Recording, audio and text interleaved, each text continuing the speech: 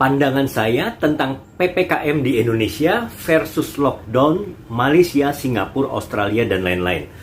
Apakah Indonesia hebat karena kasus baru sudah turun mendekati nol? PPKM-nya berhasil, Malaysia, Australia, Singapura, dan lain-lain kasus masih naik turun. Berarti, apakah mereka lebih buruk dari Indonesia? Oke, dalam hal ini saya tidak akan membahas jumlah testing dulu, tapi sebuah pandangan lain, ya. Tanpa lockdown atau PPKM, walau kasus melonjak cepat banget, tapi justru turunnya langsung drastis. Contohnya seperti DKI. Kenapa hal ini terjadi?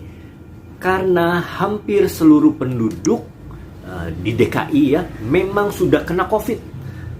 Tapi coba cek angka kematian dan kasus yang tidak tertangani Vaskes dan rumah sakit pada bulan Juni-Juli di Indonesia. Banyak sekali korbannya. Banyak yang tidak dapat kamar di rumah sakit, apalagi ICU. Banyak juga yang tidak mendapat tabung oksigen. Bahkan obat batuk pun menjadi langka dan sulit didapat. Angka yang tercatat kasus baru per hari mencapai 60.000 per hari. Tapi mungkin yang tidak tercatat bisa lebih dari 10 kali lipat. Prediksi saya dalam bulan Juni-Juli yang kena COVID bisa mencapai 60 hari kali 600.000 kasus baru. Sehingga dalam 2 bulan bisa ada 36 juta orang yang kena COVID dalam 2 bulan. PPKM diklaim berhasil menurunkan kasus? No. PPKM percuma? Yes. Apalagi dibuat level-levelan tanpa kejelasan penerapannya di lapangan. Saya akan cerita mengapa PPKM bukan faktor yang menurunkan kasus COVID. Kita lihat beberapa pos penjagaan, misalnya hanya dipasang rambu-rambu dan tenda tanpa adanya petugas. Mungkin mereka hanya datang jam 8 pagi untuk foto laporan. Kemudian juga kasus misalnya pedagang roti bakar di depan klinik saya, diambil KTP-nya. Tidak boleh dagang. Tapi yang di sebelahnya pecel lele itu masih boleh buka sampai malam. Apa ini artinya?